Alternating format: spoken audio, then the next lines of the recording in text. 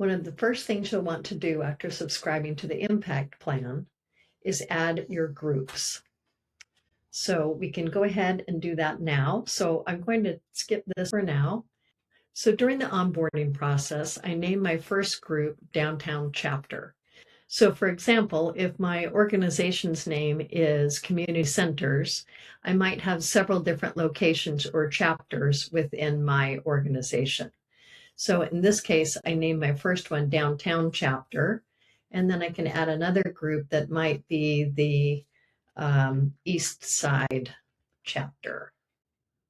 And I can upload a separate logo if needed to designate or help us see the difference in those chapters. So I'll go ahead and add another group. We'll call this the West Side Chapter, and I'll leave it at that for now. Actually, and then I'll add another group, and this one's just going to be the Executive Committee group. So maybe this is something that is just internal to, say, senior level staff and the board of directors, for example. Now, if I click on one of these groups, I can see that I can add members. I have settings for the group, and I can establish an onboarding form. So if I go ahead and click on the onboarding form tab, I can see all these good things that I can add in here.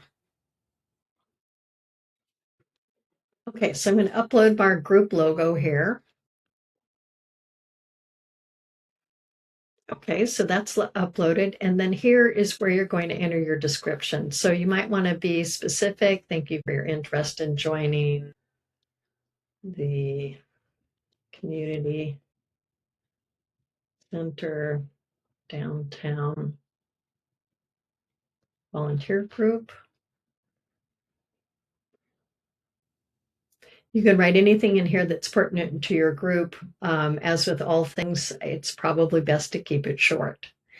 Then you come into these standard fields here. So you can make them required or not required. This is just a standard mailing address. And then you can see in here the fields that includes. And then here, this is for availability. You've got a little flexibility in here in that you can remove some of these if you want. You could add late night, for example, if you're perhaps a shelter where you have people who are actually spending the full night there, you can modify as needed. Additionally, you could instead put in time frame if that's better for you.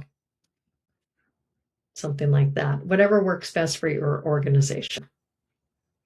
And then again, if you want to collect it, you write this here. And if you want it required, this is how you toggle that on and off. Here's our skills checkbox. Once again, you can click this drop down. We've put some in here to get you started, but feel free to add anything that's specific to your organization. If you're a health-related organization, you might want to add things like EMT qualified or physician or nurse or PA, any of those kinds of things as well. And then here you can add your own custom questions. So this would be for a short answer. This would be multiple choice. So you might say, are you 18 years or older? And make it required, and then just only allow for a yes or a no on that. So that you know the person is qualified if you have some age requirements. And you'll note that if you hover over these, you'll get a little explanation. And like in this case, on multiple choice, you can only make one choice, where with check boxes, you can make more than one selection. And with the drop downs, again, you can only make one selection. So again, whatever fits best for your organization, you can put that in here. This might be, why are you interested in volunteering with us? And then when you move down here to the I agree section, you would use the I agree section for something like a waiver, a publicity agreement, any kind of a consent agreement. And of course, you will always want to check with your own legal folks at your organization to make sure that whatever you do here qualifies for the legal requirements that you have. So here you would say, yes, I want to have one. And then this is whether you make it mandatory or not. So if it's disabled like this, then a person can choose to skip the agreement. If it is required, then they will have to sign this or rather agree to it in order to complete the onboarding form. So you'll want to give it a name. Okay, so we'll go ahead and call this a general liability release. And you can either paste text in here or type it in, or you can upload a PDF. Just choose your file.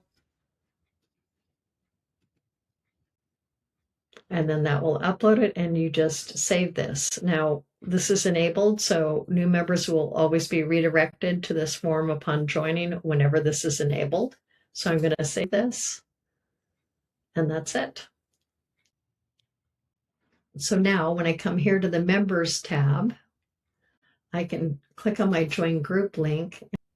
I could just copy this link and then paste it into an existing email database and shoot it out. In that email, I would explain that PlanHero is our new platform and that each person should simply click on the link and fill out the information to come on board. In addition, this is a link that you could put on your website and have it there for anyone who is interested in being part of your organization.